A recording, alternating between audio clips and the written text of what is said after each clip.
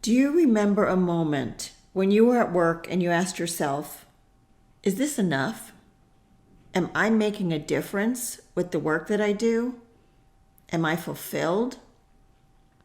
Did you do anything about it?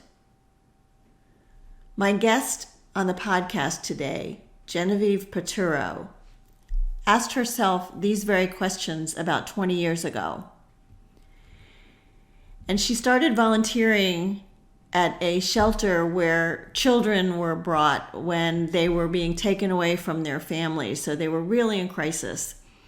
And the experience changed her life, but what really made a difference was an encounter she had with a 6-year-old girl. She will tell you about this story on the podcast today. She also wrote about it in her book, Purpose, Passion, and Pajamas. I can guarantee you're going to be inspired when you listen to the podcast today. My name is Wendy Green, and I am your host for Hey Boomer.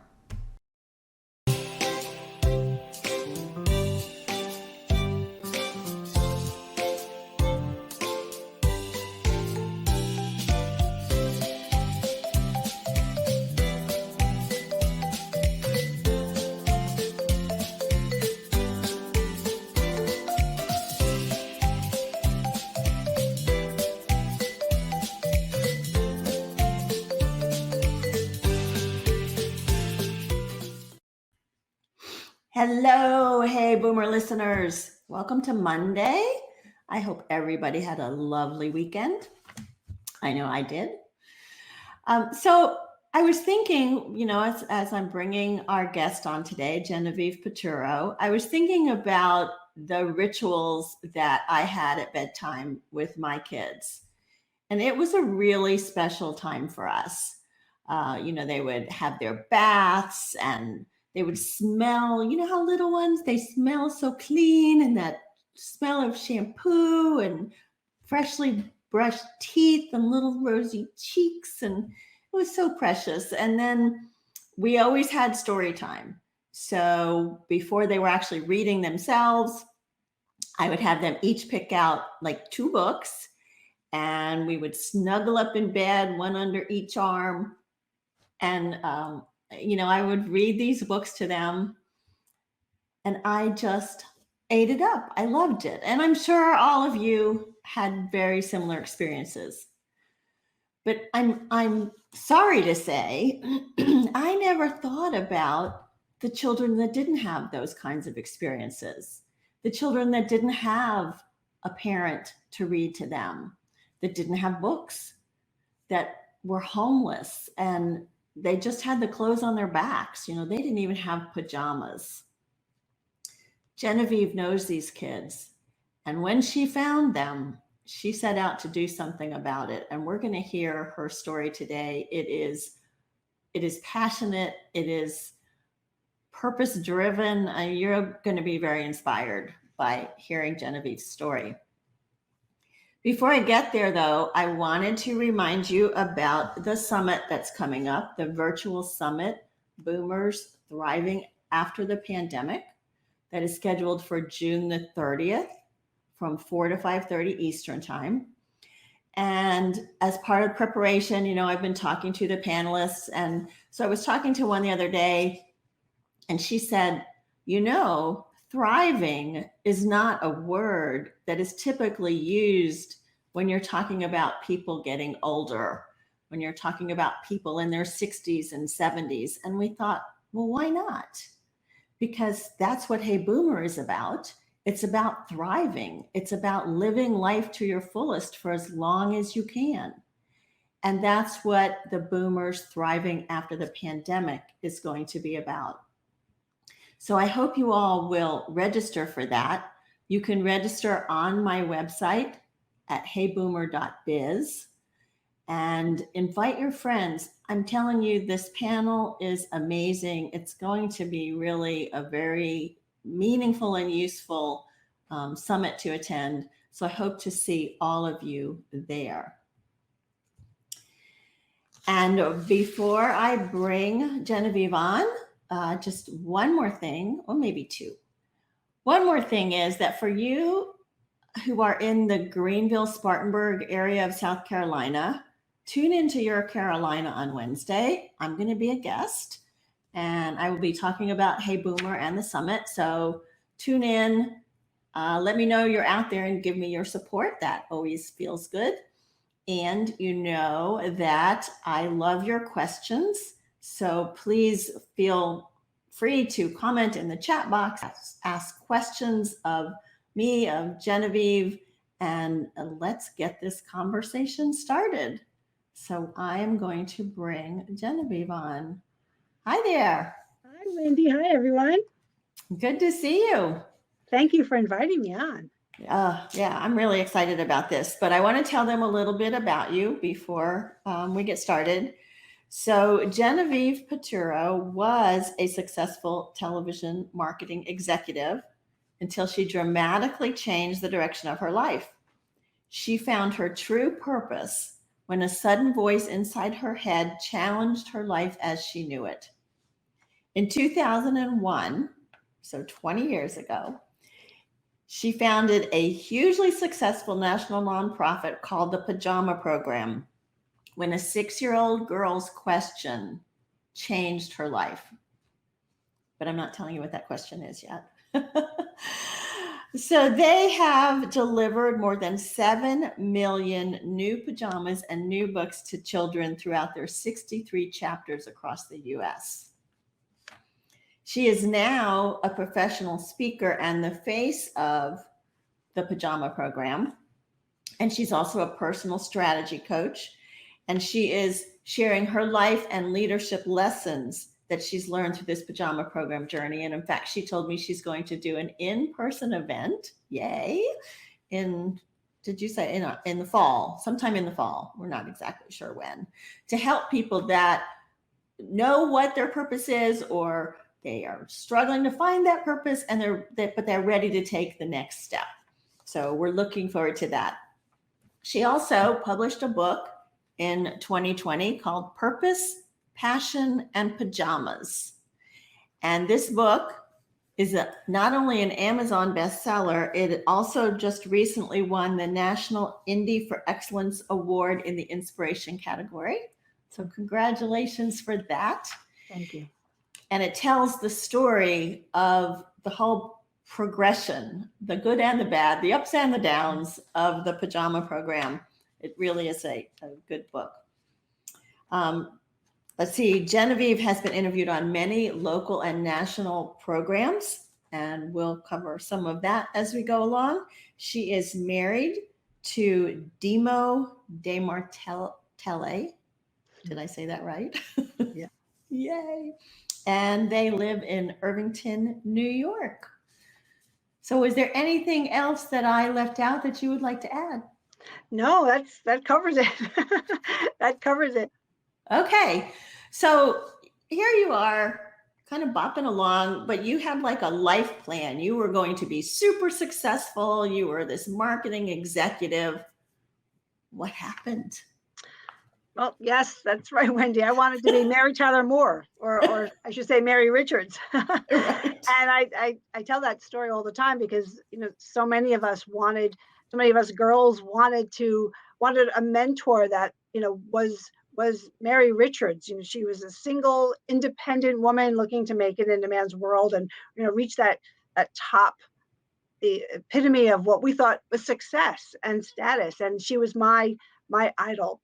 And I was doing that, which was very odd for my family. I'm the firstborn in an Italian family, father off the boat, and they expected me to get married and have children, grandchildren for them. But I had this other idea, and I was working toward that. And for 12 years, that was my path, and I loved it. I really did. I enjoyed every minute of it until what you alluded to before.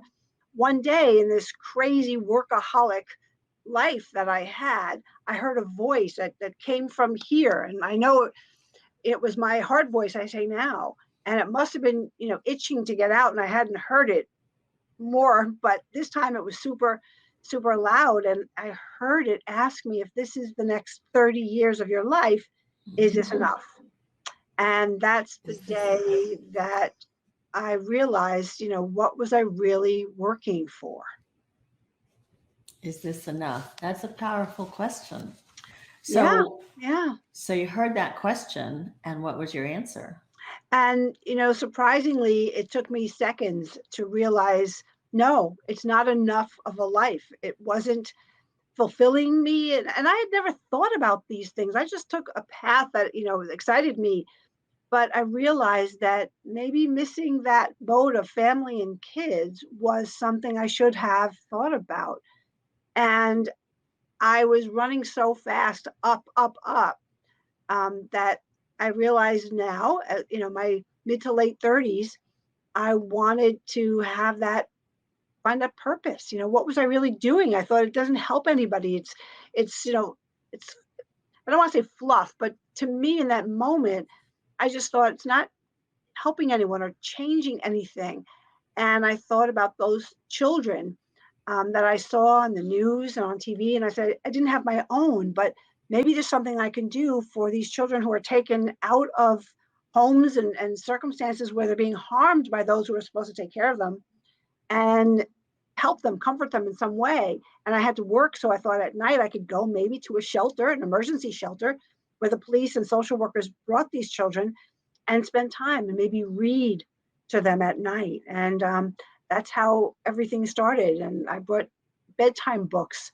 They welcomed me, and I sat on the floor of these shelters with these little kids who were so quiet and afraid. And I didn't know what had happened, but I knew it was bad. Yeah. And they comforted me and gave me this stability for the hour I was there.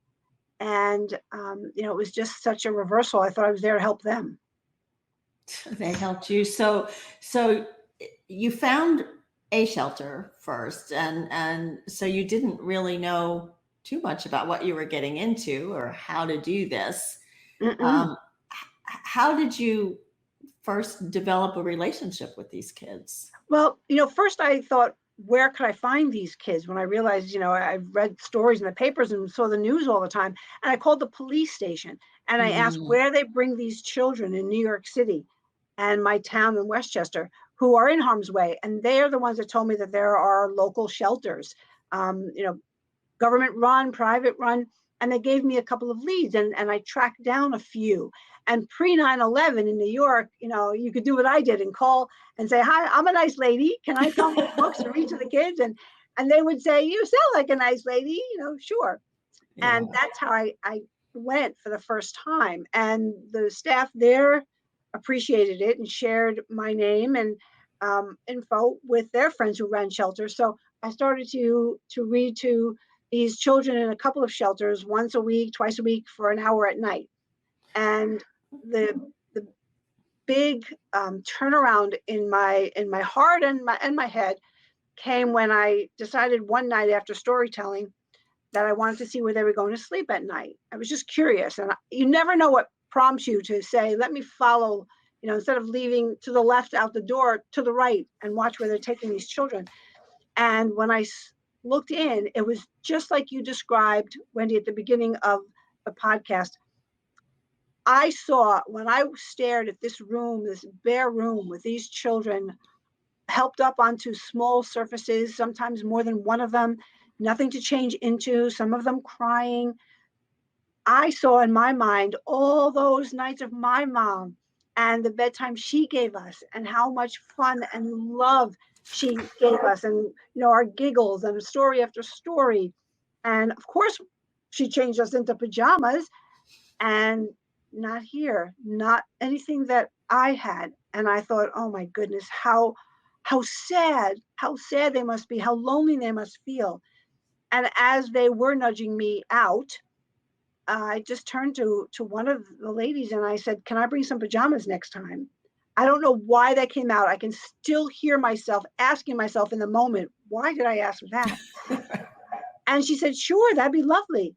And I did. And then that's the night when, after I read, I told the kids I had a surprise for them. And they stood up and I put them in a little line and I started to give them pajamas from this big bag that I, shopped all week. And when I came to a little girl who was about 6 and her pigtails were a mess and her clothes were tight and soiled. She was afraid and she wouldn't take them. She just kept shaking her head, no, no, no.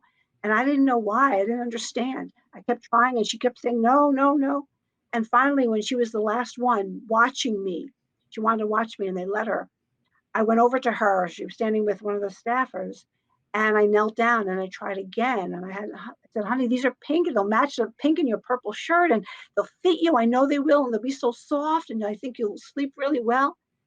And that's when she hesitantly just leaned in and she said, what are pajamas? What are these? And I can still remember being dizzy. I didn't think I heard her right. And it really, I've never felt rocked before, but that rocked me to my core. And I found myself explaining to a little girl what pajamas were while the other side of my brain was telling me stay calm. Don't lose it because she'll think, she did something wrong. And I managed to tell her what pajamas were. And she put them on with the staff person and she turned and she gave me a little smile. And that was it. I was done. So that was where the seed was planted for the pajama program. That was it. I didn't even have a name. I kept calling it pajama thing, this pajama thing. What do I do with this pajama thing? Yeah. So, okay. So you're working full time. You're buying children's books and pajamas in every size you can think of. You're hauling these bags.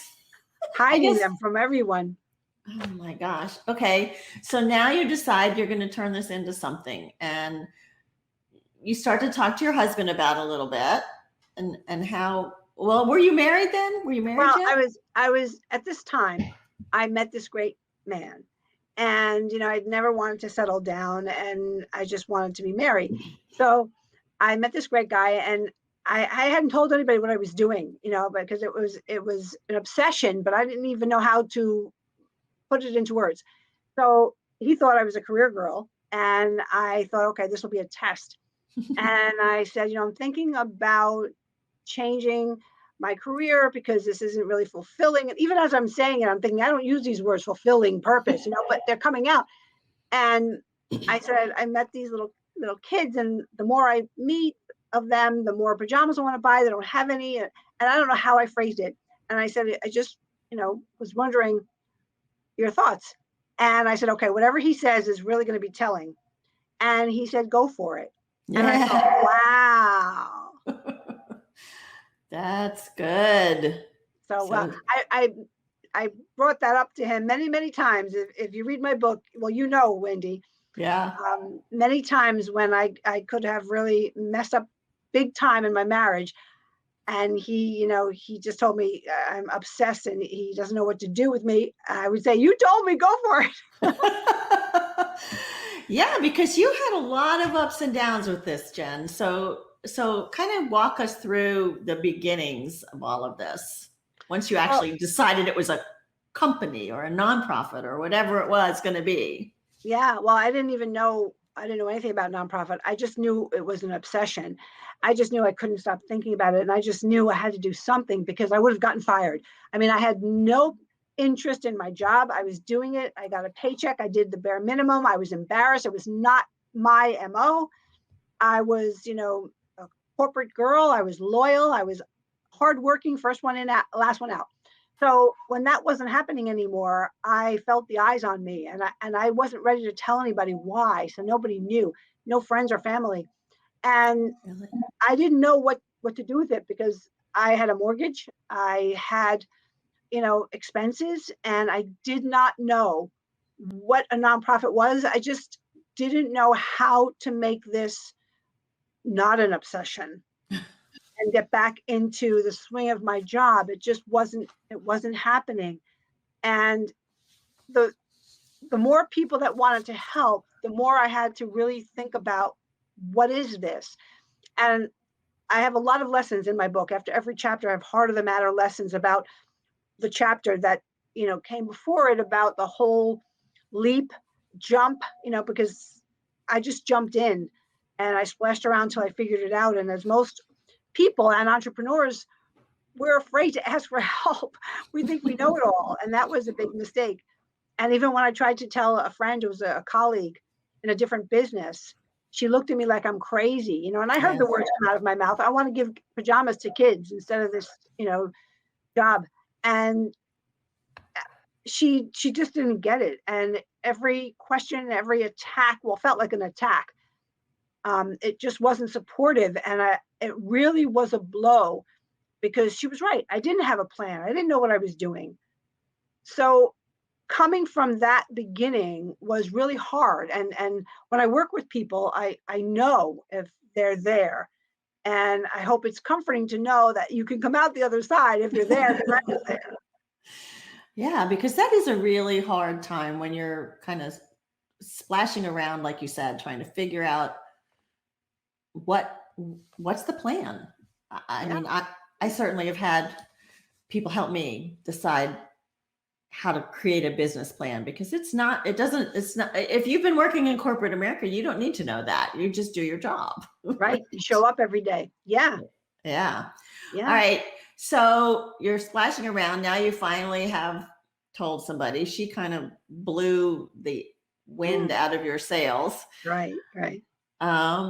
But you started to get family involved. So what was the first big influx of support where you felt like, okay, you're now moving in the right direction? Right. Right. Well, I had to get my cheerleaders in line, and that's a lesson I teach too. Get your cheerleaders before you talk to too many people, because those naysayers are going to pack a punch.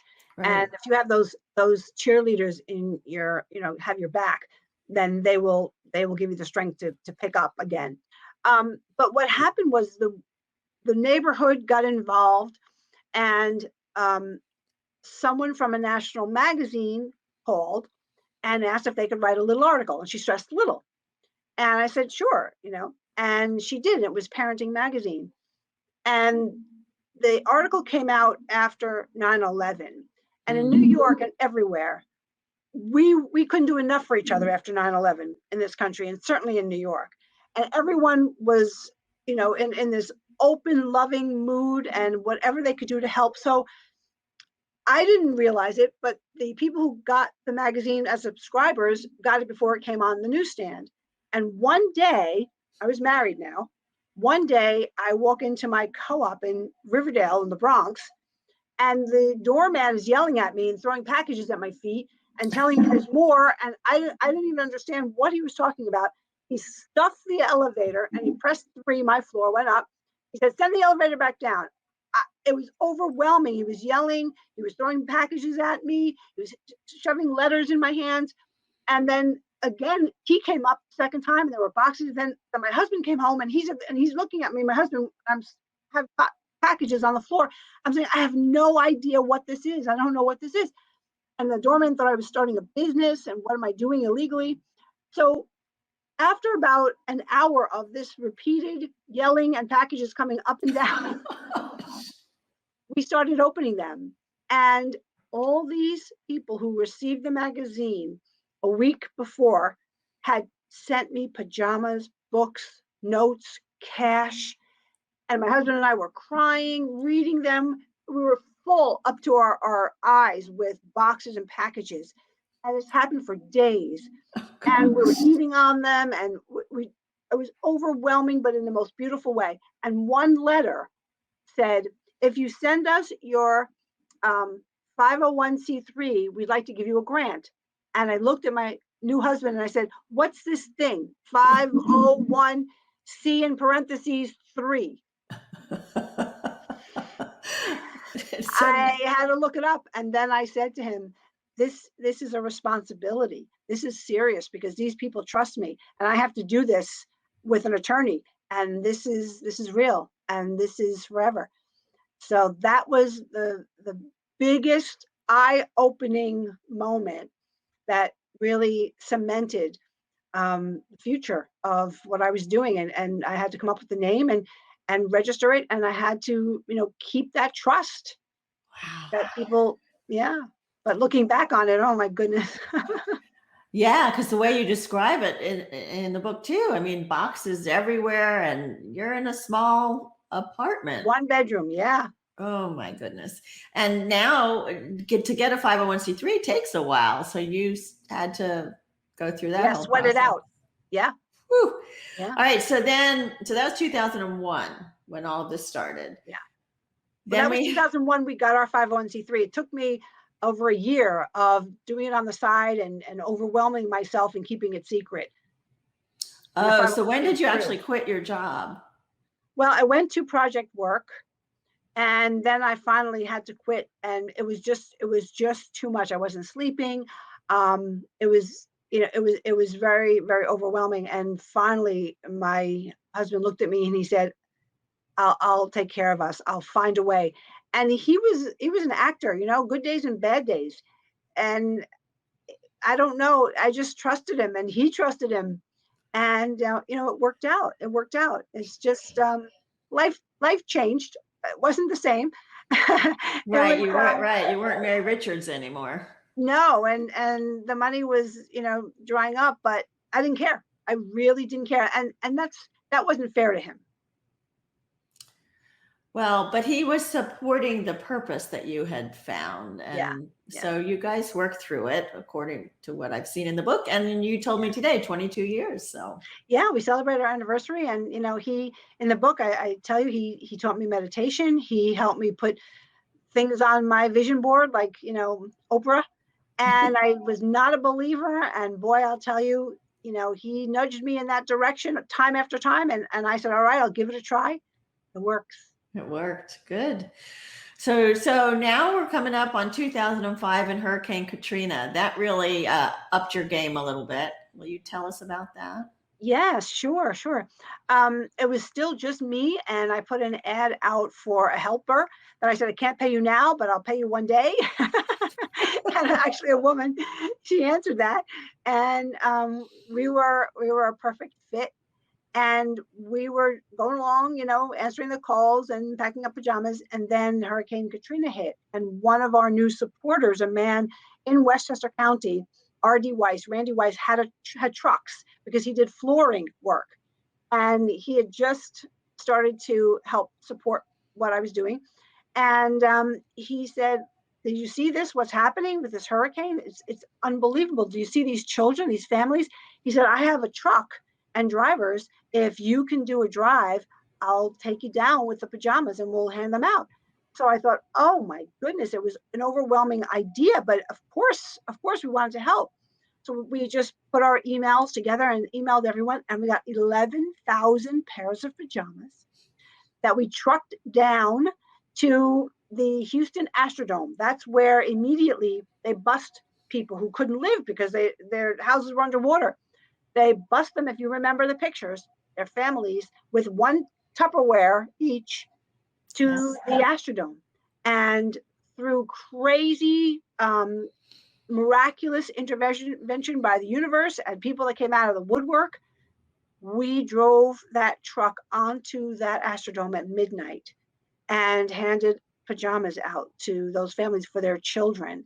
And it was so surreal to see what I'd seen on TV, those rows and rows of cots and those families with nothing, and each cot with one Tupperware bin next to it.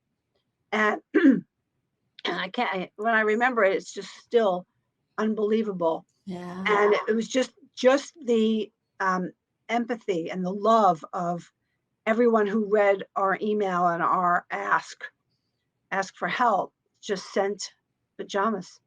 So Jen, was that the first pajama distribution outside of the New York area? That was the very first big one.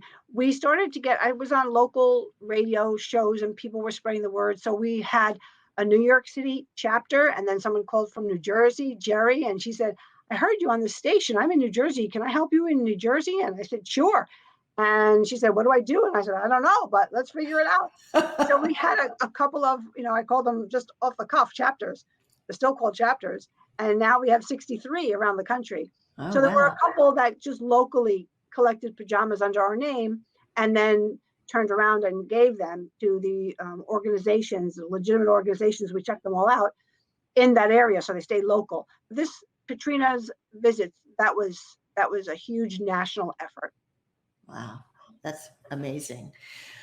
And so now, okay, starting to expand, starting to become like a real organization, right? And a real entity, getting a few chapters. And then you get this call in 2007. Mhm. Tell us about it. Yes. I was sitting we had a reading room that a woman generously donated that children could come to in groups, and we'd read with them with volunteers and then give them pajamas and books. And I was sitting there all by myself, which was rare because usually Terry was there, the woman I mentioned was helping me, or the kids were there or whatever. And I was alone, and the phone rang. I answered it. And the woman said, "Hi, I'm so-and-so, producer at the Oprah Winfrey Show. Do you have a minute?" And again, my head was in two places. One was saying, "Oh my God, oh my God, oh my God." Right. And the other half was saying, "Take a breath, speak intelligently, just take it slow, answer her questions." And I did answer her questions. And the other half of me kept saying, "Do you realize who you're talking to?" I'll never forget that. It's like yesterday. And this happened for a few weeks. She'd call with more questions, and I was getting better at tuning out the one yelling at me, "Do I know who I'm talking to?" and focusing on the one that was telling me stay calm. And I didn't tell anyone, not even my husband, because Oh, is that right? the last thing you want to do is then turn to them and say, "Sorry, they didn't pick me." So, and I'm a big secret is sacred. So until she called for the last time, and she started to talk to me about arrival dates, I said, "Are you bringing me on the show?" And she laughed. She said, "Yes." And I said, "Can I tell my husband?" And she laughed. And she said, "You didn't tell him?" I said, "Nope." She said, "Yes, you can tell your husband."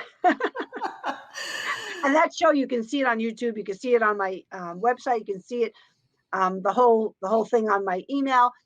It was incredible, and it was a really great special show, and they aired it 3 times because the audience loved it. And there's a big surprise, a big reveal. Are you going to tell us about it? No, you gotta watch it. Or you could read the book. It's in there, but to see it is to believe. All right, I know what happened, but secrets are sacred, so I won't tell it either then. It was pretty incredible. And I bet from there, you must have gotten so much interest in starting new chapters. We did. We had a small article also in the magazine, and we got new chapters from both. So it was amazing. And then a few years ago, well, more than a few years ago, when Oprah had the "Where Are They Now" special, they invited me on to talk about where we were then. And of course, without their help, we wouldn't have been doing as much as we were. And that was really, really special too. So yeah. talk about a woman changing the world. She did. Right? I know she does. So if anybody listening now is interested in starting a chapter, what's involved in that? Well, pajamaprogram.org is where you go for all things Pajama Program. I can make an introduction to you if you want to find my information, my book, or whatever. It's GenevievePiturro.com, and my email is jen@GenevievePiturro.com. But all things Pajama Program, so easy. It's a great website with lots of information, and yeah, you can find out all the facts and the plans there. And then for everything else, reach out to me. I'd love to share more stories and hear what anybody is doing. Yeah. So you have stepped back from being the executive director. Yes, a few years ago, I did. Yes. I was both founder and executive director, and the most beautiful part to me has always been the story, because it could happen to anyone, and it does. Aha moments happen to us all the time, and through those 20 plus years before I stepped away from the executive directorship, I heard so many stories, and I spoke everywhere, and I mentor, and I loved trying to inspire back what inspiration I received through our growth, our good times, our hard times, the recession and the scary times. I was so inspired by people who said, keep going. This is special. We all have a purpose. And I wanted to give that back, and I wanted to write the book, and I wanted to now help the adults who are looking for their purpose. So I call it Purpose, Passion, and Pajamas. And I work with a lot of people who just don't find meaning in their careers, and who are looking, know what their purpose is, and just don't know what, how to give it life. And Yeah. it's just, that's what I want to continue. I'm not the good contract person and formulating things. I lose sleep over that. And so when I went to the board, they understood, and I never expected Pajama Program to grow this way. Thank goodness it is. But we hired an executive director who is an attorney, and this is stuff that she loves. She does it so well, much better than me. So I told her, she's taking my baby to college.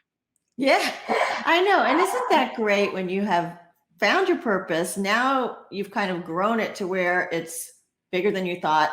And now you can go back to what your heart voice told you is Yeah. to do, and to guide and inspire and lead. And yeah, so that's part of what we do at Hey Boomer, is to guide and inspire and lead. And I love that. There you go. I have a question here. It says, do people or businesses donate books and pajamas? How can we do that? Yep, new pajamas and new books. Go to pajamaprogram.org. Okay. Depending on where you live, you can stay local, or it can stay national where the need is. So you can go to donate, or if you want to find out locally the chapter information, go to the chapters tab and put in your zip code, and it'll come up, and you'll have a contact information, and you can say you're doing a drive, your company wants to donate. It's all there. So, and if you have trouble finding it, you can email me, but it's pretty easy to find. Thank you. Yeah, sure. So, just another question about, if you look back now at the Jen in 1999 or 2001, that you were, finding this passion and working and carrying bags and stuff, what kind of advice would you give her now? I think, back then, finding your purpose wasn't something that was, in the mainstream. And I often think, I wish I had that aha moment when I was 22, but, we know it comes when you're ready. And I guess I wasn't ready until I was 38 and had to go through what I did to appreciate it. But I would just wish she were more in tune with her heart, and um, not looking for the traditional route of making money and being, successful in a traditional way of finding a job. I wish I had listened to those little nudges in my heart, and those little um, feelings of wanting to follow a different path. Because I do think that I heard them and I ignored them. I think a lot of us do, because we just don't see a way. And that's why I teach people, you can either jump like I did, or I'll help you slide your purpose into your life. Because once you ask yourself, what is it I'm meant to do? Why am I here? What brings me joy that I can share? Everything changes. Purpose changes everything. And I also learned, and I talk about this a lot, the secret to the power of one. I've heard, and I even said it to you, Oprah changes everything. The power of one, wow, one person can change the world, one person. And, sometimes I heard that about Pajama Program. Oh, look what you did. No, in 20 years, I can tell you for a fact, it's not the power of one that changes anything. It's the power of one another that moves mountains and moves people. Yeah, I love that, power of one another. And I think that's true. Yeah, it took me a while. And then it was clear as day. Yeah. And I think Got it one of the wrong. things, I think one of the things that stops us too is, we have this script, like you were going to be Mary Tyler Moore or Mary Richards. We have this script that we've written for ourselves, or that our family has written for us. And that's what we do. We're supposed to go along and do that. And I mean, kudos to you at 38 that you figured it out and took the leap then, or because of your obsession, you couldn't help but take the leap. Right. I didn't figure anything out. Not then. Yeah, but some of us, it takes longer to figure it out, or we the purpose changes, as you have just realized too, now that you are a speaker and a motivational guide, coach, whatever. So I think it's just to continue to keep listening. Yeah, and I think listening to each other, listening to our stories, supporting each other, and it's hard to ask for help. It's hard to say I don't know. It's hard to say I really want to sing. You don't have to change your career and sing if you can't, if you don't make it to Carnegie Hall. That doesn't mean you can't give your purpose life. Mm-hmm. There's so many ways to bring singing into your life that will change, it's your purpose. It'll change everything. So it Yeah. doesn't have to be as dramatic as, what I did, or some people who make the leap. It doesn't. There's a way to bring your purpose into your life. Right. Right. And I think the other thing I've heard about purpose is that, we put so much weight on it, right? Like, well, if it's not solving world hunger or curing cancer, then it's not a valid purpose. And I think there's purpose with a small p and purpose with a capital P. So, I think take the pressure off. Yeah. And I had, as a lot of nonprofit founders have, a lot of doubt, like, what am I doing? Is it really changing anything? Is it making anything better? I have pajamas that I'm giving children. Really, I'm not giving them a home. I'm not taking them away from crazy people who are going to hurt them. It's a pair of pajamas to sleep in. But I was taught by a very smart man who said to me, no, you take the ball only so far. You have one job to do. The next person has a job to do, and the next person. You're one in a line of all of us who take a piece, and be proud of the piece you have. It's up to the next person to take it a little further, and the next person to take it a little further. And that's how we create this universal, shoulder for people to lean on. So be proud of your one piece. It's just a piece in a long line of ways that people are helping. So I felt a lot better. I thought that was really great, because yes, we put a lot of pressure on ourselves. It's not enough. Yeah. That's great advice. Yeah, it changed everything for me. Yeah.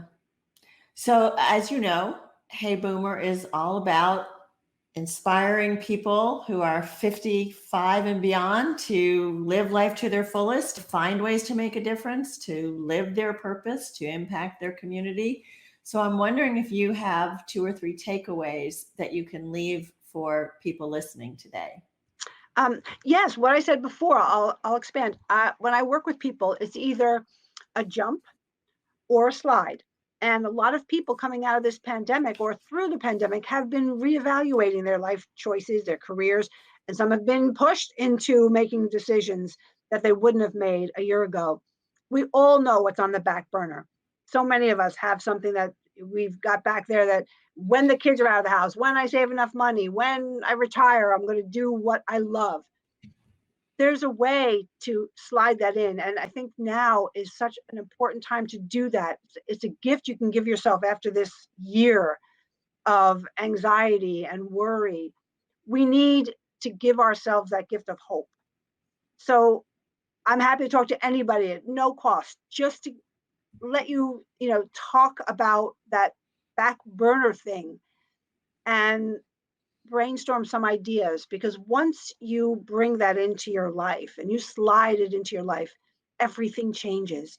How you feel about yourself, how you see everything, even your job, how your family and your colleagues react to you, because they're going to feel it too. And it's going to be great. It's going to be better that you are telling yourself, this is for me and I deserve this now. And I don't have to worry about it taking over my job. I can just keep it in my life as my love. Yeah. I love your passion, Jen. You speak with such sincerity, and I wish you so much luck with this new career of being the speaker and motivational coach. I think that's going to be great. Thank you, Wendy. Thank you so much. Yeah, yeah. All right, I've been sharing your website and Oh, thank you. your email address. So if anybody has not copied it down and you've missed it, so please let me know. You can email me or put a message in the comment box, and we will get you in touch with Genevieve. I'd like to thank our co-sponsors for the Boomers Thriving After the Pandemic Virtual Summit, the Meals on Wheels of Greenville and the Walk to End Alzheimer's. With your registration, each one of those organizations is going to get 10%. So I'm very happy to be able to give back in those ways also. That's a big, important part of who I am too. So I love that. Great. That's great. All heart. Yeah, all heart. You can register for the summit at heyboomer.biz. So be sure and look for that there. Let's see, I've had a couple of comments come in. So let me see. Doris says there is a South Carolina chapter of the Pajama Program. So good to know. Good to know. Kathy says connecting with one's purpose is such an empowering and activating motivation. Thanks for sharing your story and inspiring us with your mission. Your work matters. Oh, yeah. Well, let me tell you about our guest for next week.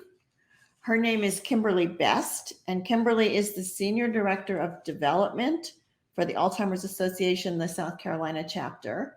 And in this capacity, she manages staff and volunteers across the state that raise funds needed to support the programs, services, and research efforts of the Alzheimer's Association.